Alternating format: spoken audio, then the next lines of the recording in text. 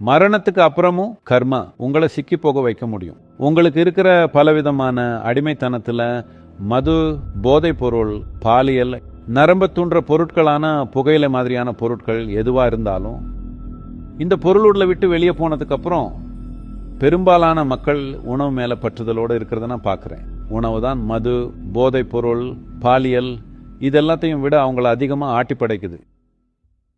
இதனால தான் ஆன்மீக பாதைன்னா முதல் விஷயம் என்னன்னா, நீங்க நினைச்சப்போ எல்லாம் சாப்பிடக்கூடாது. உங்களுக்கு ஏதாவது கொடுக்கப்படுறப்ப மட்டும்தான் நீங்க சாப்பிட்றீங்க. இதை முதல் முறையா நான் பல வருஷங்களுக்கு முன்னால கவனிக்க ஆரம்பிச்சப்போ என்னால இதை நம்பவே முடியல. மக்கள் உயிரோட இருக்கிறப்போ அவங்கள குற்றங்களையும் மற்ற விஷயங்களையும் செய்ய தூண்டுற பல விதமான விஷயங்களை விட உணவு ரொம்ப பெரிய விஷயமா இருக்குது. உணவுன்றது மற்ற காரணிகளை விட ரொம்ப ரொம்ப பெருசு. அதனால உணவு நீங்க கவனிக்க வேண்டிய ஒண்ணு. வாழ்க்கையை தாண்டி உங்களை சுத்தி இருக்கிற கர்ம படலம் மெல்லிசா இருக்கணும்னா உணவை நீங்க முக்கியமா கவனிக்கணும்.